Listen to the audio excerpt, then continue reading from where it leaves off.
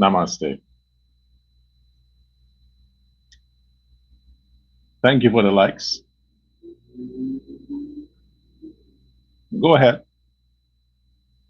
Give me the thumbs up. Give me the likes, the thumbs up. I need to see some hearts coming there because at a time like this, I need your love. I need your love. So send me your love. Let me see your hearts. Send me your prayers, your comments. Say something nice for Guyana. Write a prayer in the comments for Guyana. Ask the universe to intervene into the situation in Guyana, because we have come so far and there is no quitting now. There is no turning back. So you can help. We all can help, because Guyana is our country. That is our democracy. And we have to represent the time we live in now. And the time that we live in now is the time we need to enjoy the fruits of our labor. From PNC to now, we need to forget that very dark, horrible past. So pray for Guyana. Say a prayer for Guyana. Your words matter. Your words are like algorithm. When you type, that is something that is registered into the universe. So while you may speak and it's registered, to type, it's also your algorithm together collectively can make a difference to the direction that Guyana finds itself in the coming future. This is Uncensored Guyana, and I'm your precious gift, Dr. Prasad. Welcome. I want to start off by saying this. When the banking system is panicking, the rich people are not affected. It is the poor that suffers. I repeat, poor people suffers when the banking system is uncertain, is nervous, and they're panicking. Hold that there. My next point is the British High Commissioner, that woman who joined with the others and humiliated our sovereignty globally. She put her nose into affairs that is out of our jurisdiction as an ambassador.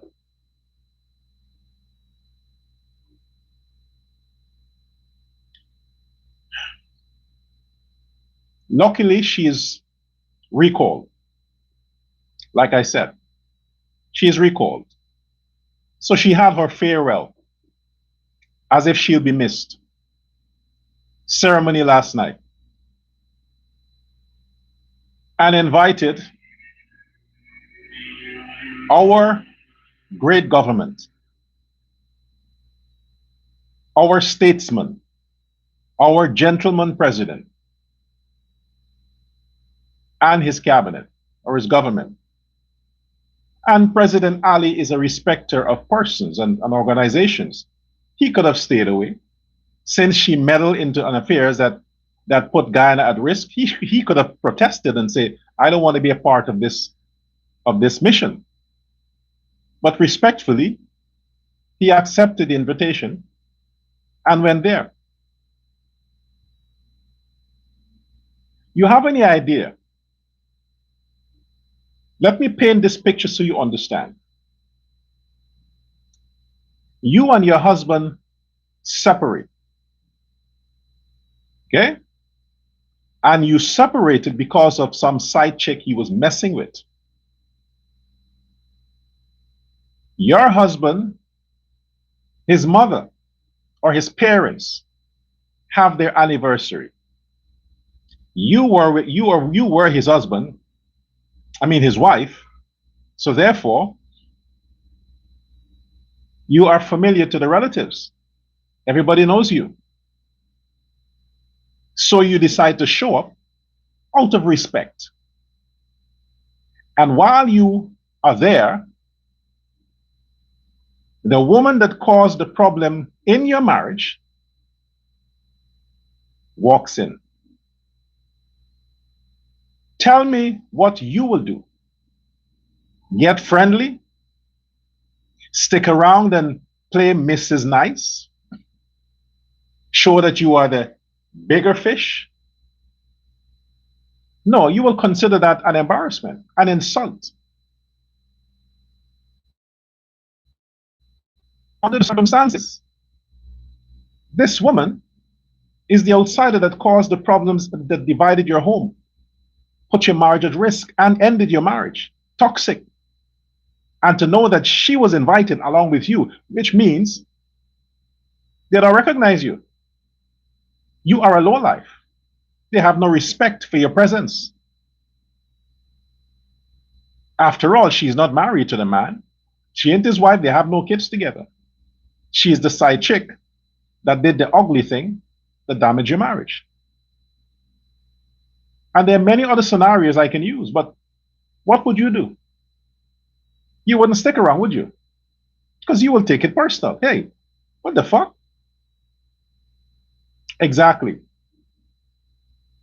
This is politics. But when it comes to a consulate or an embassy, it's not politics. It's international relation that has to follow certain ethics and rules of engagement. The fact that she invited a sitting government who accommodated her embassy, facilitated her embassy with all the services that is due constitutionally to embassies that takes presence or residence in your country. And of all the problems that they would have contributed to, from their statements to pressure the government to swear in the opposition, to the fact that they are aware that this man is a criminal, he's a fugitive, he's a stowaway, he's a wanted man, he has so many issues legally in Guyana and abroad, all of that. And they would want to have President Ali and this lunatic in the same room socializing for the same cause. It is a blatant disrespect to our government.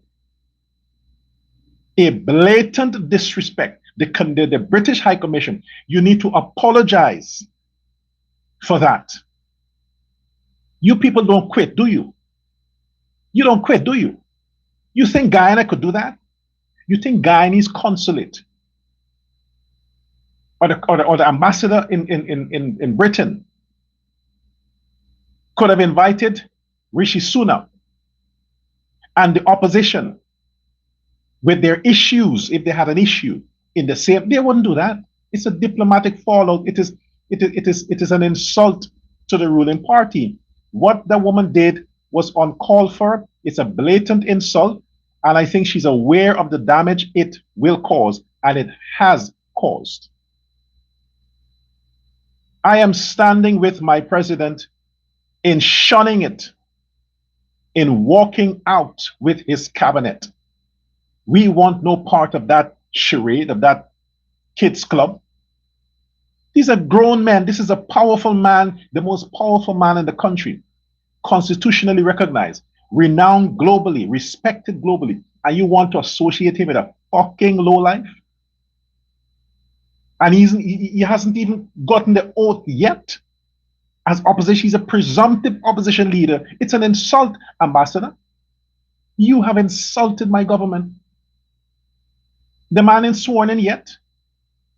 He is not yet taken to oath.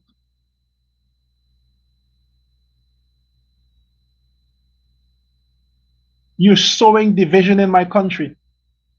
You're contributing to chaos in my country, and then you leave. create the problems, and then you leave. And the government has to clean the mess up that you people are creating.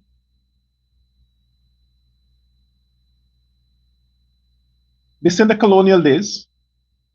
Guyana is an independent country from your tyrannic monarchy. You want to sow discord in the country. But that's what happened. When grown men assemble, they don't want idiot boys to disturb the party. So the grown men left when the delinquents walked in. Muhammad and his pack of chihuahuas. Yeah, fucking raccoons. The government had a right. The president is within his right. You don't do that. You insulted the president. You British High Commission, you insulted my president. You need to issue an apology. You have all these niggas celebrating this online. This is what they're doing.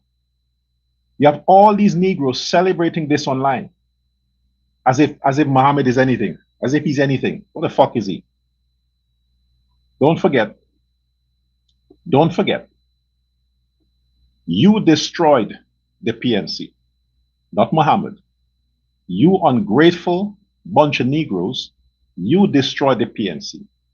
You devastated, demolished your own offspring. For what?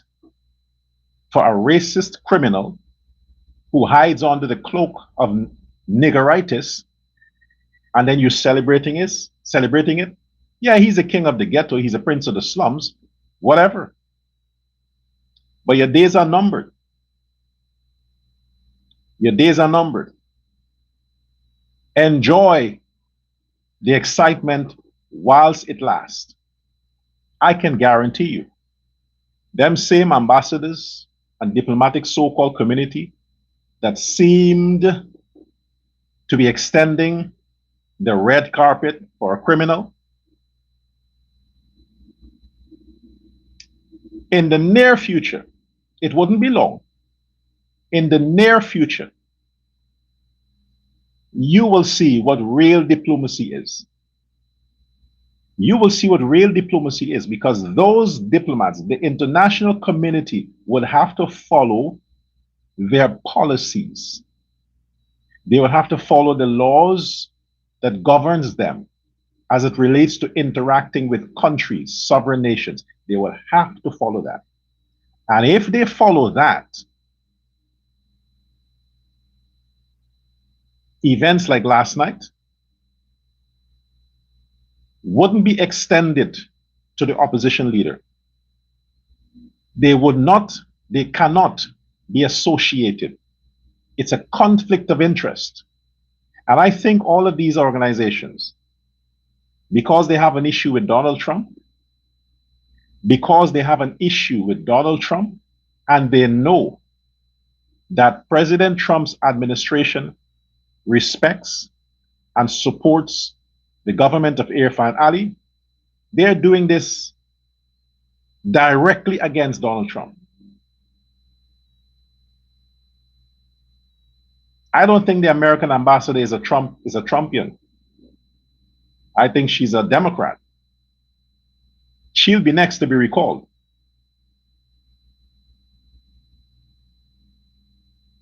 But they're interfering as a direct protest against President Donald Trump. This is why they're doing this to Ali.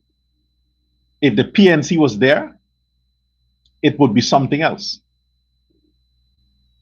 Because the PNC always gets the support of the racist Democrats in America, because the Democrats in America are pro-black.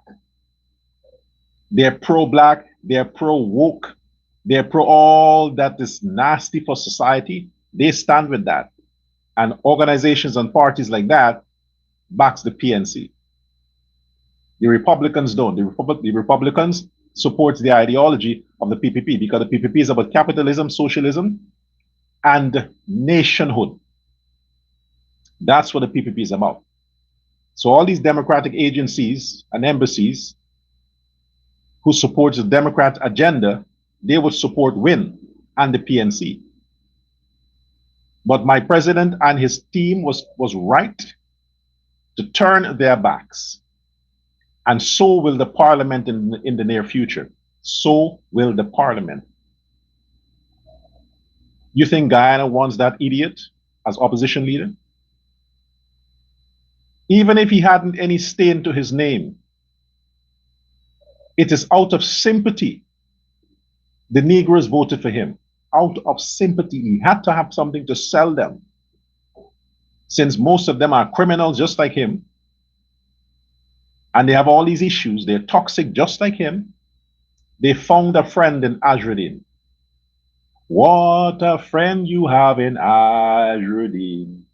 All your sins he's there to hide. Yeah. He is now their new savior, the Mohammeds.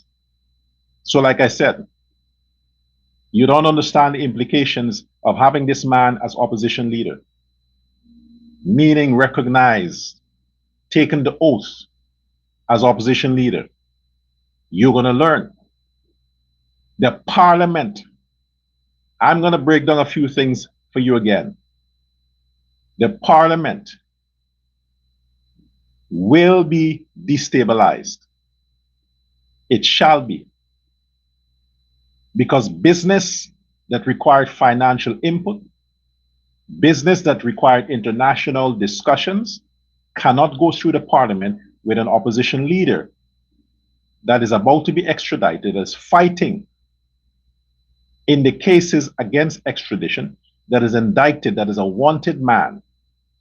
You can't tie bundles with such uncertainty.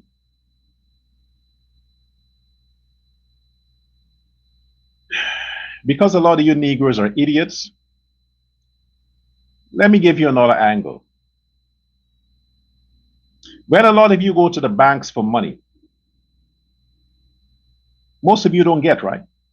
You don't get a loan.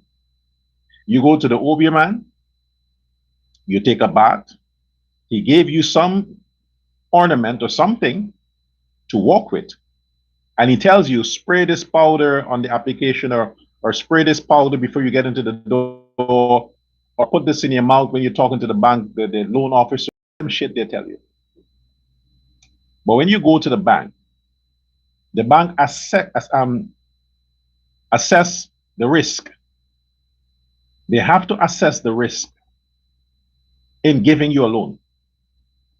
And most of the times with the black people, the risk is higher. So they would require house, 10 times the value of the loan you're looking for, land, your age, your siblings, that they want.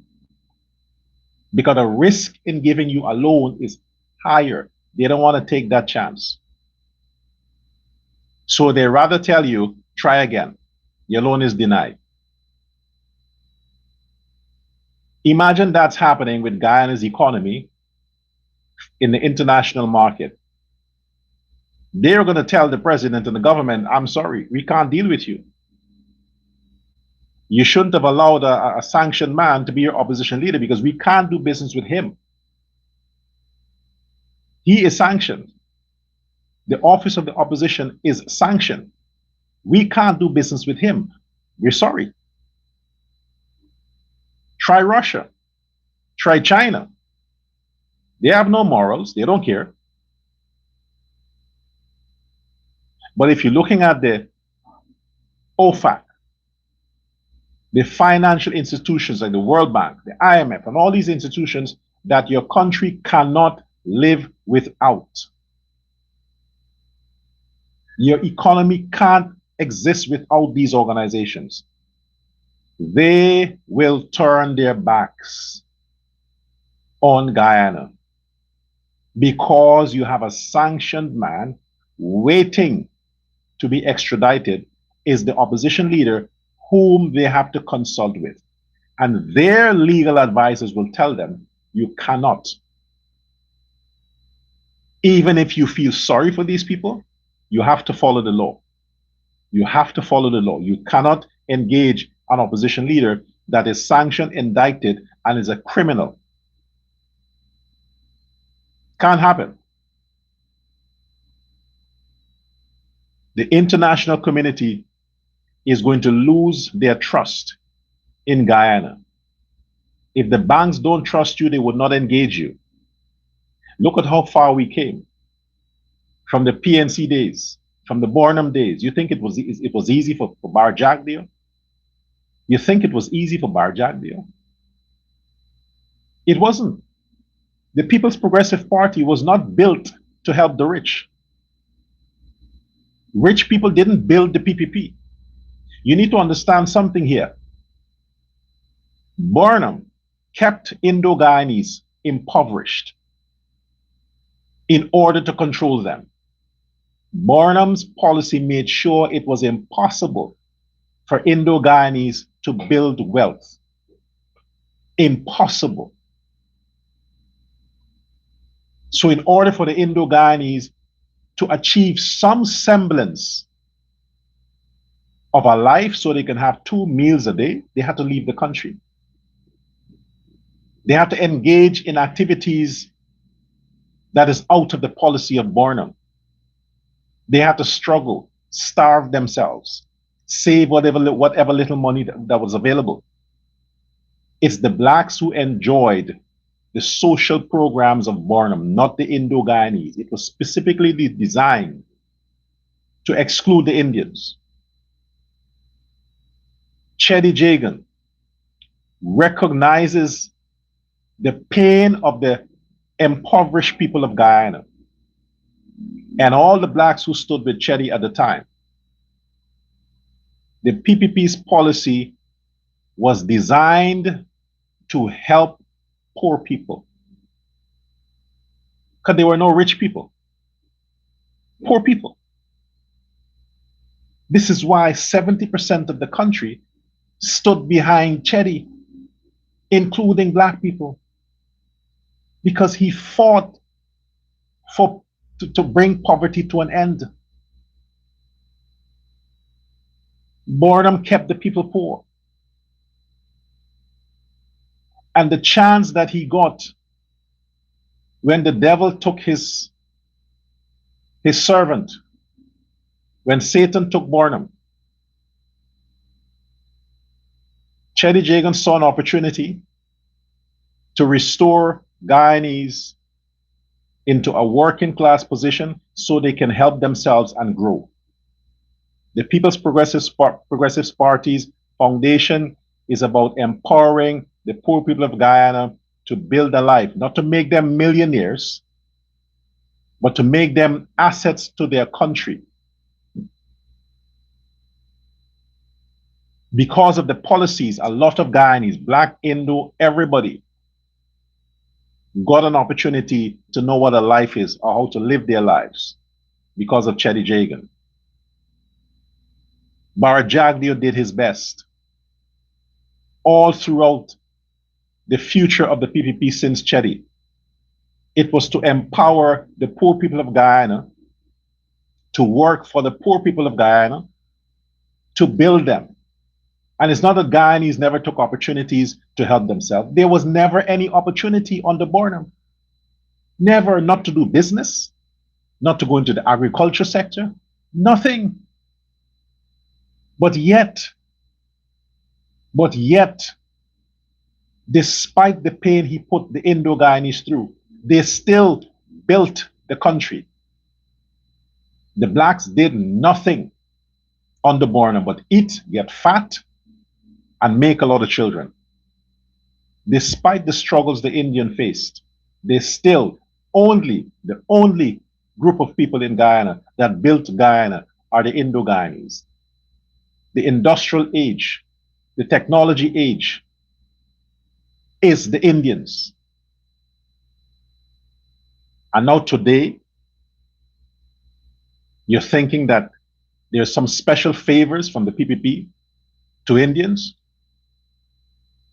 You have no idea how much their grandfathers suffered, their grandmothers, ignore schooling just to work in the cane fields and save money to send their sons, and their sons become doctors and lawyers and teachers and use their income to establish businesses, and now their grandchildren are running enterprises, and you think it's the fucking PPP?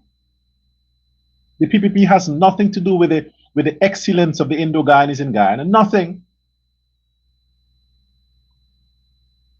You think all Indians are PPP?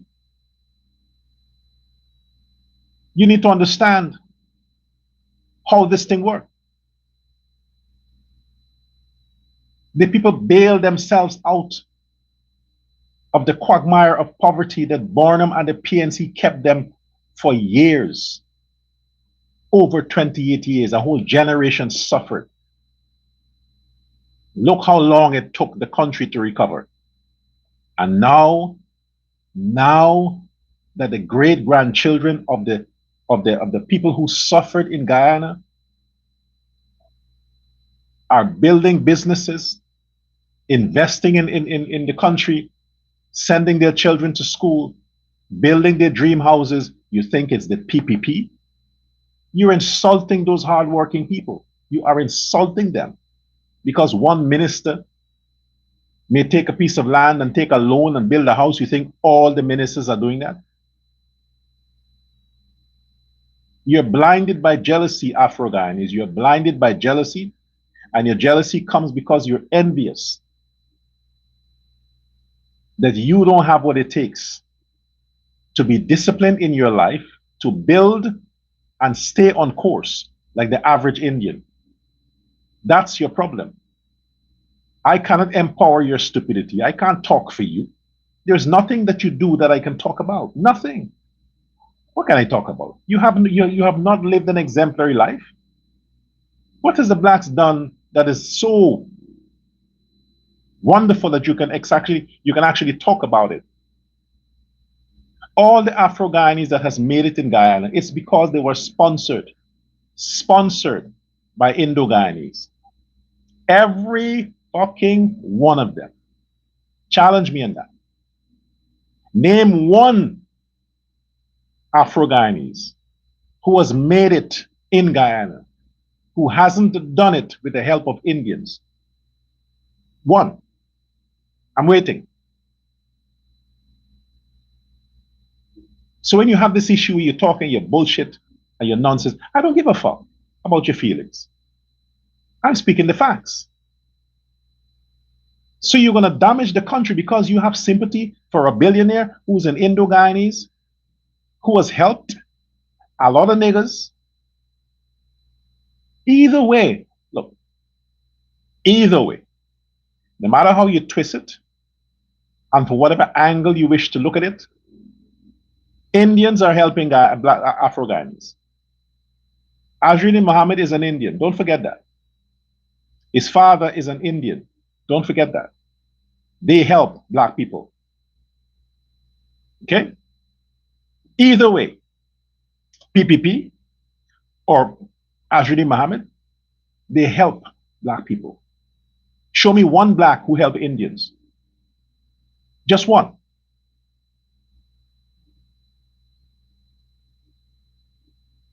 Now, Ganesh Mahipal, I've said before, you should be embarrassed. But I get it. There's no place for you in the PPP, so you have to make do with whatever you have there. But I think, Ganesh Mahipal, I think you are better off leading the PNC. Yeah, I think, Ganesh Mahipal, look, you're getting my attention, and I think you're making sense. You should lead the PNC. Them niggas in the PNC should vote for you. The next Congress, they should elect you, Ganesh Mahipal, as their leader, not Campbell. Campbell is a loser. You, Ganesh Mahipal, because it's obvious that black people can't lead black people. And the Afro-Guyanese realized that since the Barnum days, then you had Desmond Hoyt, Granger, they realized that, then Aubrey Norton, they realized that their hope is better invested in an Indo-Guyanese leader. So Ganesh Mahipal, take the opportunity and replace Azrin Muhammad. You should be the opposition leader, Ganesh. I would have loved if the sister, Tabitha, Sabah, whatever, but the blacks would not support her because they hate each other. They hate their kind. They'll support you, Manipal. So between you and Ashridin, I think you should get the seat of the opposition leader because you make more sense. So your name should be there too. They'll vote for you. Either way, Ashridin would be kicked out. He's a goner. He's a goner. The damage he will cause on his way out, well, unfortunately, but he's a goner. When he's on the plane and he's gone, it's a constitutional crisis. It's chaos. Imagine Guyana is joining the Americas, joining America to fight narco trafficking, money laundering, gold smuggling. Imagine Guyana has to involve itself with the international law enforcement to fight these things, and the opposition leader is a man who is wanted, indicted for the very thing they have to fight. Who is going to trust Guyana to say, hey, maybe we can make a difference? No fucking body will. It's like you're trusting the cockroach to investigate himself. You don't understand how far-reaching these implications are. The parliament will be abandoned. The government will be abandoned. They will turn their back on President Ali and by extension, the Guyanese public. Your visas will be under scrutiny. Guyana will be on a blacklist, on an advisory list. The same shit you hear that Barbados, because of that that president they have, the whole country suffered. Yeah, the next announcement that will come on the travel advisory list from the State Department, Guyana would be included in that. Oh, mark my word. Mark my word. Elect Ashridin. Yeah, elect him. And the next public announcement from Canada, England, America, and Europe, yes, they will include Guyana too. You will see the economy shrinking. Shrinking. Then what? You're going to blame President Ali? You're going to protest the office of the president that he didn't act enough? That he wasn't forceful enough? He could have stopped it? Well, he tried. He did try to stop it. What happened? They used their money. I mean, the Win people allegedly used their money and bought all them big mouth niggas to use their voice and pressure the speaker. That's what they did. So we shall see on Monday, since the Mohammeds are still pushing their claim that the people voted for them as president. He's still with that. The idiot. He's suffering from a state of psychosis. He's still holding on to that claim that people voted for him and he should be the president. Imagine he's going into the parliament, possibly elected opposition leader, with that conviction that he is actually the president. Oh my gosh. You don't know what lies ahead, do you? He is somehow convinced, whoever convinced him. And they're using it. They're playing on it. They're playing with it. They're manipulating it. They're controlling it.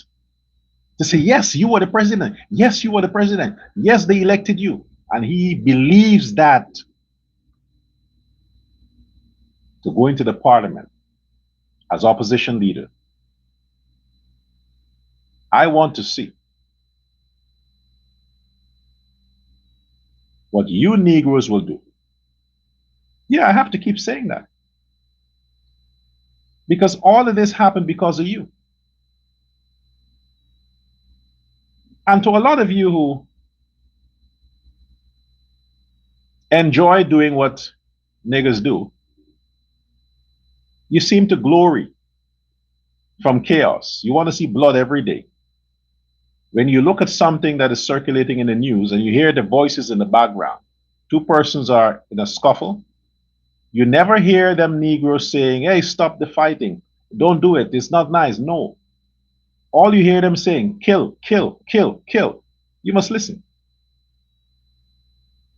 They're pushing that energy to the aggressor to finish the job. That's the end result for a Negro. If a conflict ensues, it must result in death.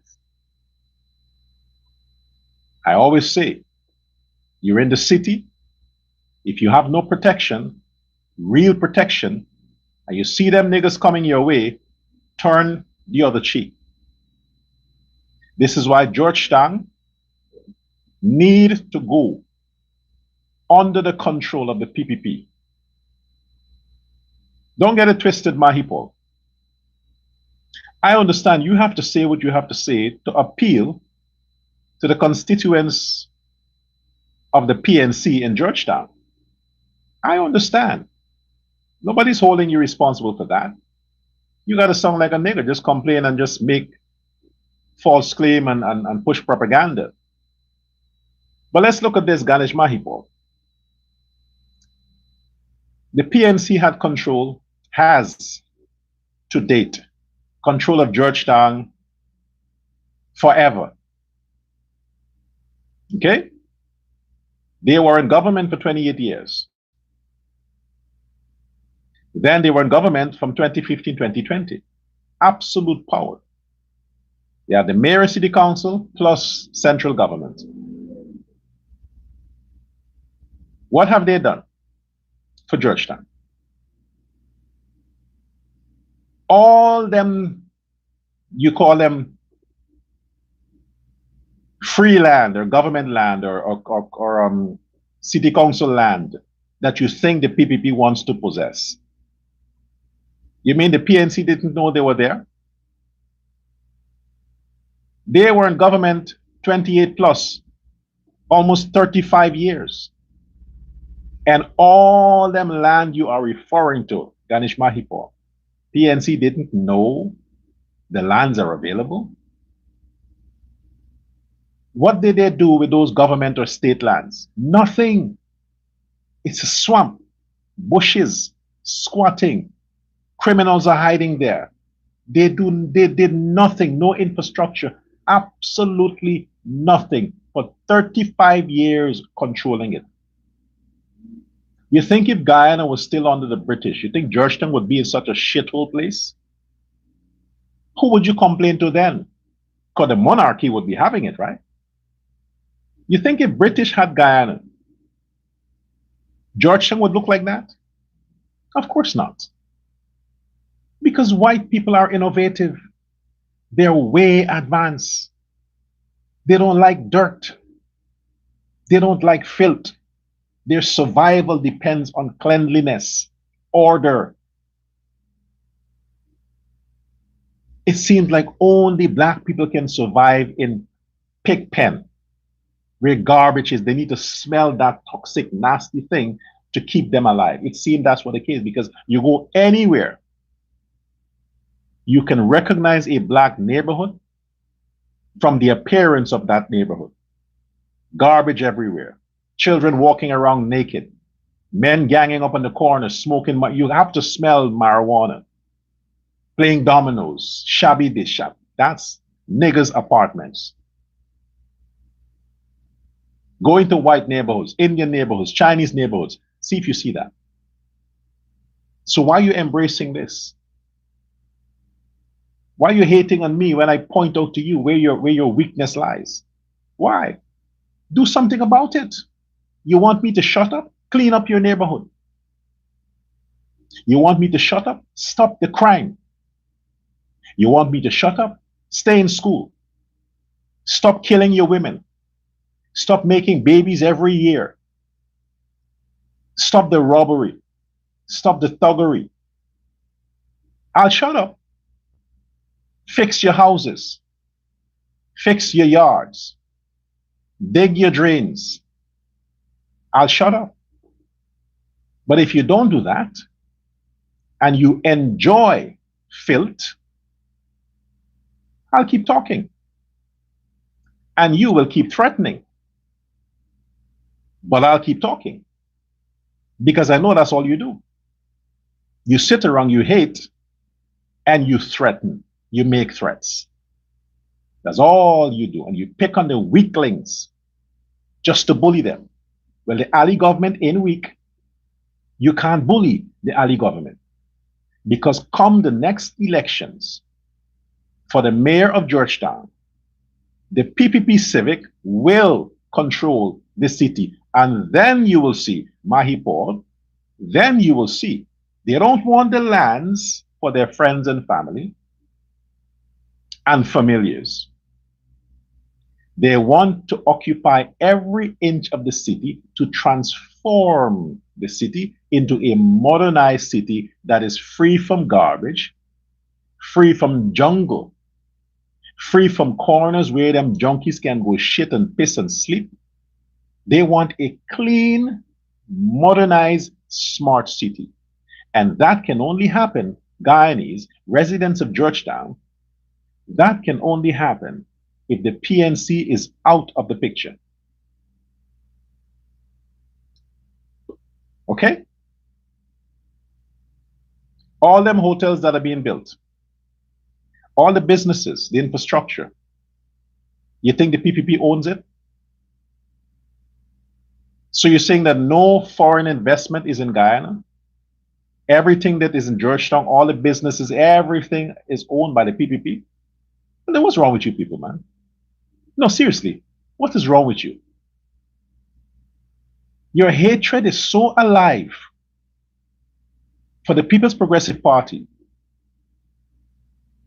that you have no idea how much these people are struggling. You have no idea how much loans they have to pay. You have no idea what they have on their table. You think they live like gods while you live like a rat?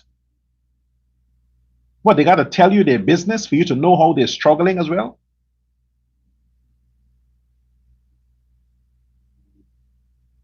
And for a lot of you, do I look like a millionaire to you? You think I'm living in heaven? You think I'm living like a king? No, I'm not. I've said this on many occasions. If the People's Progressive Party, as some of you are claiming, is a party of millionaires, I wouldn't be broke, would I? We are all doing what we need to do and contributing to the Guyanese development. And this conspiracy that friends and family and the PNC is using and the WIN is using to say that the PPP is only channeling money to their friends and their loyalists and whatever it is, it's a lie. It's a lie. The rest of you Guyanese, I'm telling you, you're going to believe this shit they're telling you, and elections are coming up. You're going to make the same mistake you made with this WIN guy that is now putting your entire country at risk. I'm telling you, it is a lie. The government of Guyana, the members of the People's Progressive Party, we are struggling like everybody else. Everybody else. Every cent that comes into the treasury is accounted for. Every land that is issued is accounted for. Go look at the evidence. Go look at the facts. Don't take this shit you're hearing from Ajudin and the PNC and think that, oh, well, you got to stop this. You're putting your country at risk. You have to stop this. Dark days are coming. When the international community turned their back on Guyana because of a corrupt, criminal, indicted, soon to be extradited opposition leader, after Monday, you'll get a taste of it. You can't undo it then. Oh, don't think you can come and say, we need to unseat the opposition. No, no, no, no, no. Sign into law. Can't undo it.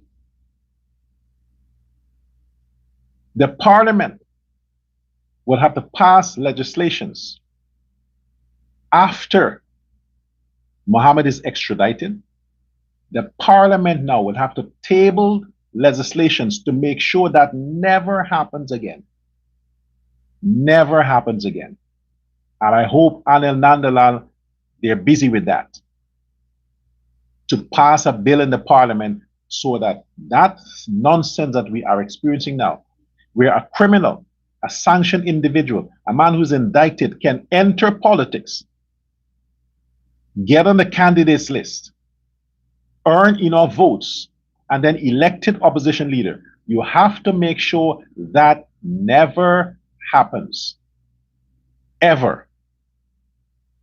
Because Guyana is new to this, and we never had such shame before, we've never faced such embarrassment before, they didn't envision that this was possible. The shapers of our democracy, the authors of our constitution, didn't even see that this could have been possible, because they thought that common sense is going to be the norm of the day.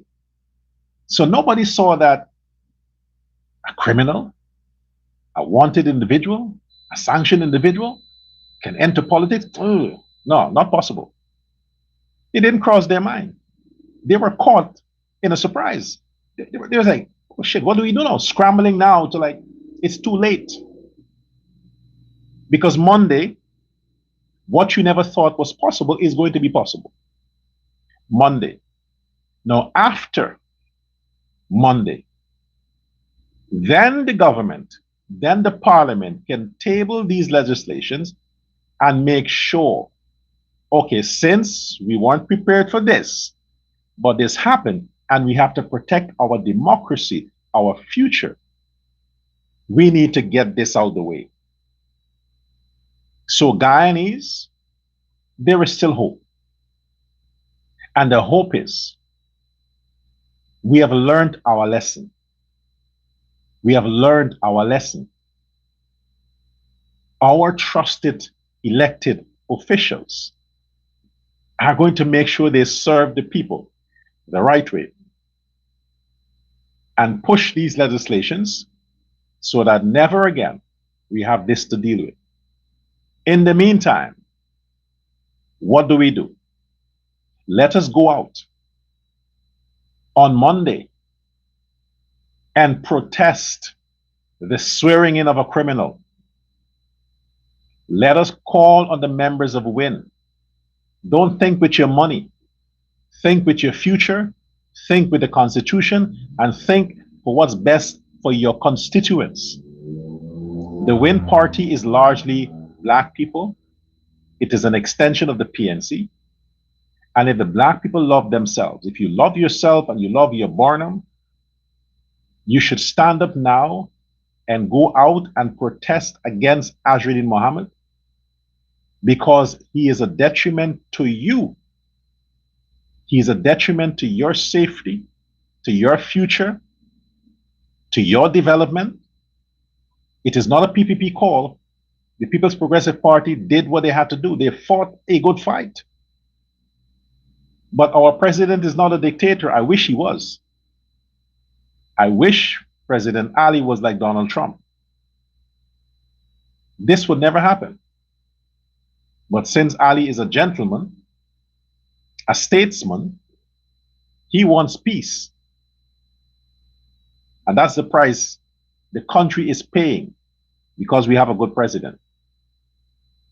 To be subjected to a future that is uncertain, a future that could be very dark, having Azriddin Mohammed as opposition leader. It's a sad, sad day. We need to try our best to stop it. Go out and protest. Organize. I know a lot of you might be afraid of these Negroes. If you assemble, they'll want to come and attack you. Well, the cops has to protect you the same way the cop protects them when they go and do their destruction. The guy in the police force got to protect everybody. But since they're largely Black, I don't see that happening. And since Azriddin says he owns the police force, I don't see that happening. It is evident. Gupta was put on $2 million bail. He was put on, and his father on 300,000. Gupta spent 2 months in jail. He spent zero. So I guess he's right. He controls the justice system. But happily, Rickford Burke, he doesn't control the PPP. He controls the PNC. Burke, Ajudi Muhammad controls the PNC, not the PPP. Because the PPP cannot be bought. Yes, an organization of the working class trying their best to build, live according to the law, cannot be bought. So bear that in mind. Now, I'm talking now directly to the Negroes who constantly make threats. I understand you wouldn't quit. You got to try your best to take me off my course. I understand. You send private messages, you're calling. I get it. I'm tired of posting stuff. So I'll treat it here. Let me explain something to you. Niggas, listen to me. You would never be me. Ever. Not in this lifetime. Secondly, if I have a choice in the next life, I will not return as a black man. Thirdly, I strongly believe and I stand by this conviction that black people everywhere is bad for society everywhere. Not just the Guyanese thing. The people who add nothing to society, nothing to the world are the blacks. They live off the invention, they live off their patronage, they live off their development of every other race. The whites, the Indians, and the Chinese. The blacks bring nothing to the table. They're like gold diggers, literally gold diggers, who only come to see what they can get. And anything that threatens that, they want to end it. So you continue with your low life threats. I don't depend on you for nothing. You boycotted me all my life. I look to you for nothing. So you threatening me wouldn't change my position. Like I said before, I survive without you. The world can exist without you. So don't think you're relevant, because you're not. Not in Guyana, not in Africa, not in America, nowhere you're not relevant. You're consumers, you're roaches that the rest of the world have to continue to feed and save until you step up and prove that you're different by your actions. Then you get respect. And I'm speaking in general. So if you are an African or Afro, whatever, and you are offended by my words, it's because you are exactly the person I'm talking about. But if you are not offended, because you know I can't be speaking to you, because you're different. Look at your environment. Look at your life. You're not a criminal. You were never convicted. You don't beat women. You don't fight in society. You have a job. You live at peace. You own your property. You contribute to society. Yes, you are different. So I'm not talking to you. But the ones who spend time thinking that they're relevant, but all they do is undermine and destroy, I'm talking to you. So stop the talking and face me. Okay? There is a part of me that is still black. So you motherfuckers, don't make threats.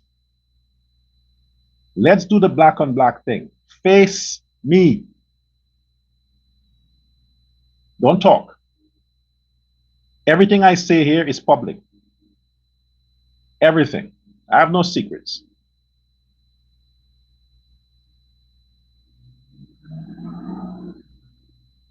So you know.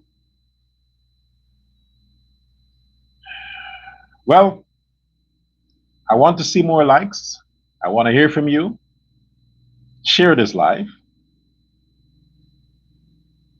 Voice your discontent, your protest in Guyana's destruction. Let us know that you are against it. Let the world know that you are against it. Because progress is what we stand by. Pray for your government. Pray for your president. Pray for your cabinet. Pray for your government. In your mind, we don't have an opposition leader. We have a government, we have a president. We stand by our government, we stand with our president. He is the best, the greatest. And that's what it is. So shall it be. Until next time, thank you for your attention.